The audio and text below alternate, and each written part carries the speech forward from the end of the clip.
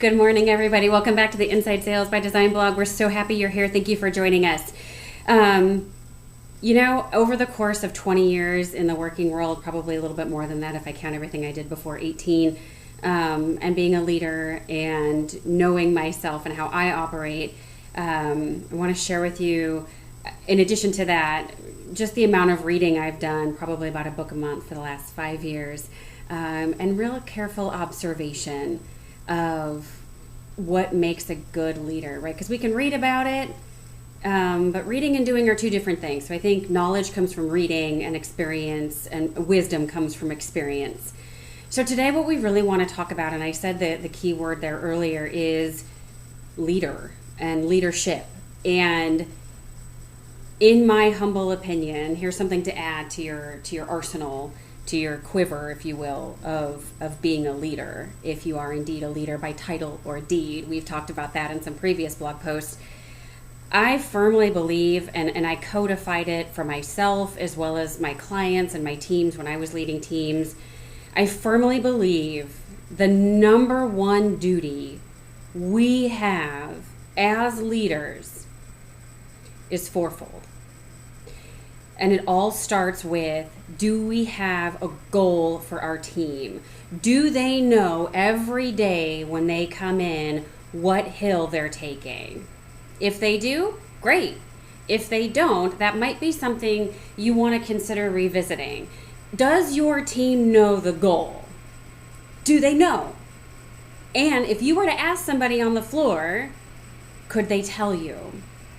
And hopefully the answer is yes, right? So whether it's a business goal, their personal goals, right? You guys, they have to know that beyond a shadow of a doubt. It keeps that's your North Star. What is it that you, we, us, as a collective, as a team, we want to accomplish this year? And you're going to break that down into some of your org goals, some of your personal goals, right? This isn't therapy. This isn't like I want to get better at whatever. This is my goal this year as a professional is to X.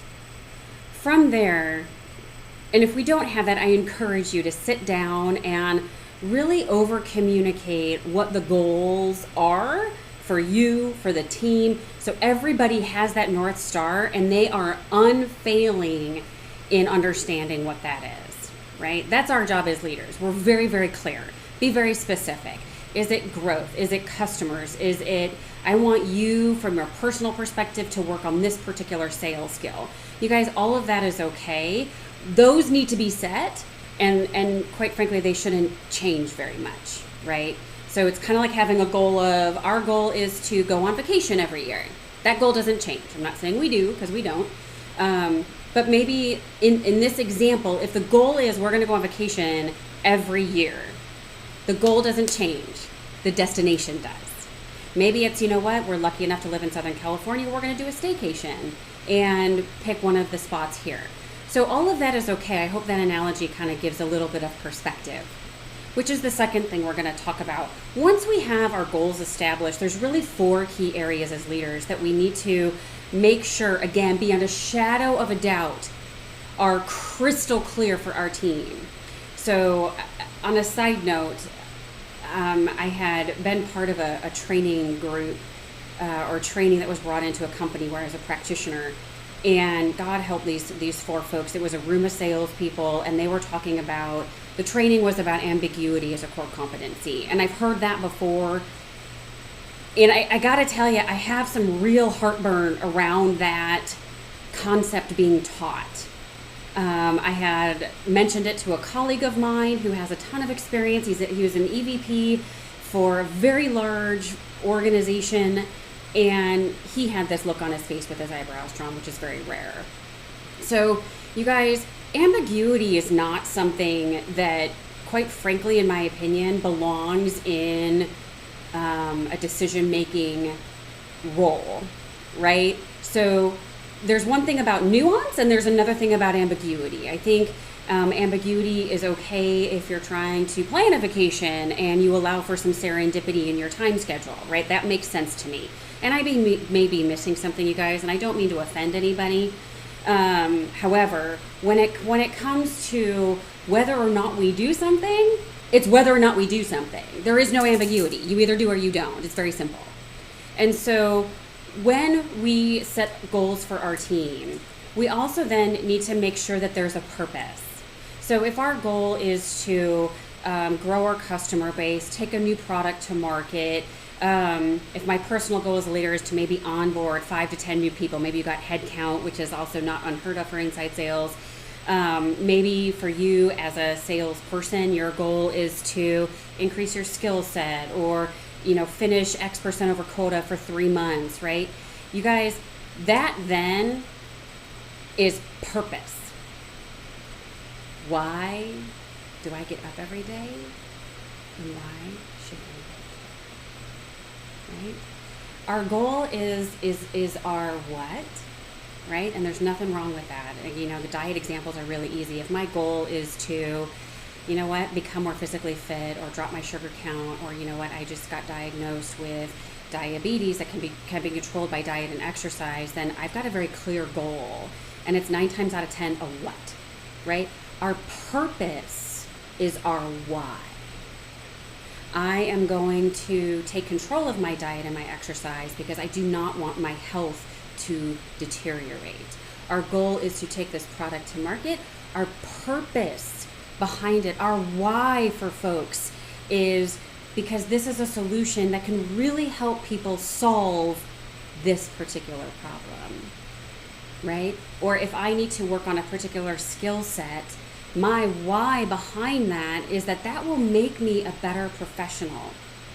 There are some tangible rewards with that. My close rate may go up, my commission checks may go up. The intangible though is that I can have a real impact on people that are going shopping and looking to bring this particular solution or product that we have into their set. So we really need to understand the goal that we're giving people, and have we identified the what, and is everybody crystal clear on what that is, right? There is no room for ambiguity with this. Then there's the concept 1 of 4 that says, do we understand the purpose? Does everybody have a why, right? Again, really important. And if you've watched the Simon Sinek video, that purpose is what drives behavior. So if we're looking for folks to have a sense of urgency, right? And if you read some posts on LinkedIn or whatever, it's all about, hey, I can't get these folks to work hard enough. Well, I would say from a leadership perspective, have you provided them a goal and have you provided them a purpose? The second thing that we want to provide is perspective, right? So you guys, perspective is something that says it's okay to not win every deal. We're not here to do business with everybody. We are here to do business with folks that we are somewhat in alignment with, right? Perspective is, does everybody understand the service level agreements between sales and marketing? Does everybody understand the criteria of a marketing qualified lead, right? So your salespeople don't come in and go, these leads suck. Okay, so are you looking for a sales ready, like they're ready to buy and close? Or do we understand the definition of a qualified lead, right? Whether we're getting it from marketing, whether we're getting it from our SDRs, right? So perspective is something that talks us off a ledge, right? It's what runs through my mind at 2 a.m. when I wake up thinking about my kids and I go, they're 5 and 8. It won't be like this forever. At some point, they won't want anything to do with us, right? Same thing with our team. We need to give them perspective. So once we've given them a North Star with a goal, and we've given them purpose, we've given them a why, we've given them a reason to come in and do what they need to do every day, right? We also need to give them perspective, right? We need to give them a lens with which to look through, that they don't come in and feel like they're a cog on a wheel or fighting a fight they can never win, because that stinks and that causes burnout, right? So the third thing we want to provide is clarity, right? Do we know beyond a shadow of a doubt what we're doing, why we're doing it? We have perspective. Clarity is our over communication plan is what I'm going to call it. Because sometimes we think, oh, we've said it once, or maybe that's just me. I've said it once, therefore we're done. I never have to say it again. Has anybody been in that boat? You guys, clarity is something that we repeat, that this is our over communication plan, right? That says, and it's multifaceted. It comes in the form of, if we have a sales academy, it comes in the form of our training, it comes in the form of our onboarding, it comes in the form of communication in our one-on-ones, it comes out in the form of communication in our hallway conversations. So we really want to provide clarity. And that's where we start driving out the ambiguity. Clarity is, if I split a deal, what do I get paid? So if you do not have your service level agreements in place, if you do not have clear-cut rules of engagement in place, I urge you to get those done. Clarity removes that ambiguity that makes it okay for internal partnerships to happen. Clarity says, how much can I discount if I really have to, right? I actually forbade that word from one of my sales teams. They weren't actually allowed to use the word discount ever. But it's a matter of, what is my wiggle room, or what does my sliding scale look like for pricing? There's nothing wrong with that, you guys. But what we want to do to make our teams go faster is provide all of this. The last thing that we want to be able to do is allow our teams to flawlessly execute. So let me ask you a question. Is your team able to come in and do their jobs, fulfill their roles every day with minimal friction in the system? Whether it's your corporate system or the system that you as the leader have put in place and should have put in place. You guys, we've all been there. We've done it, right? We've all had to pick and choose our battles, and there's nothing wrong with that either.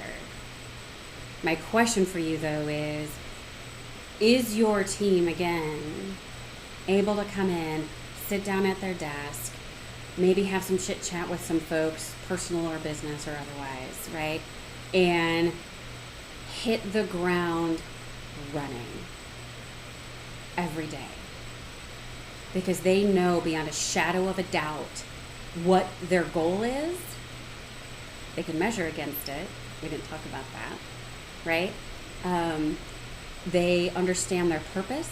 They understand their why. They have that motivation. They have perspective. They understand what good looks like. They also then have clarity on service level agreements, rules of engagement, how to do whatever it is they need to be doing. That delivers to them the ability to execute, because they don't have to stop. So for those of you that are looking for some acceleration, I encourage you, in the blog there's a graphic that I had put together. I'll also put some links in there for you to take a look at as far as these things are concerned, and we'll keep talking about each of these things in detail as we continue the video blog. You guys, we've all been there, and sometimes we think that things are going to be easy or not as hard, or we hope they fall into a simple category, and sometimes that's just never the case, especially if we're looking to either build a team, or you know what, we had to really hurry up and deploy a team, and now we're kind of backing into creating our sales infrastructure, what I call that. So I encourage you to take a little bit of time this week and sit down, and in these areas figure out, does your team know their goal? And if they don't, or if you don't have one, it might be a good exercise to tackle in the month of September. And then maybe once a month or once a quarter, you can start tackling your purpose and perspective and the clarity in order to give your team that ability to execute flawlessly and seamlessly. Nothing good or bad happens overnight, you guys. So I encourage you to kind of take that step back and really think about, as a leader, have I provided these things to my team? And if you haven't, what steps are you going to take to remediate that? Number one. And number two, really think about, if I do these things, will it make my team better? And if so, which one of these things would have the most impact on them today? I hope that helps. Please feel free to connect with me. I'd love to hear what you're all doing. I know there's some of you out there that have tackled these things, that have done these things. Would love to hear what y'all doing so we can all learn from you. I hope everybody has a great rest of their day. Thanks again for visiting.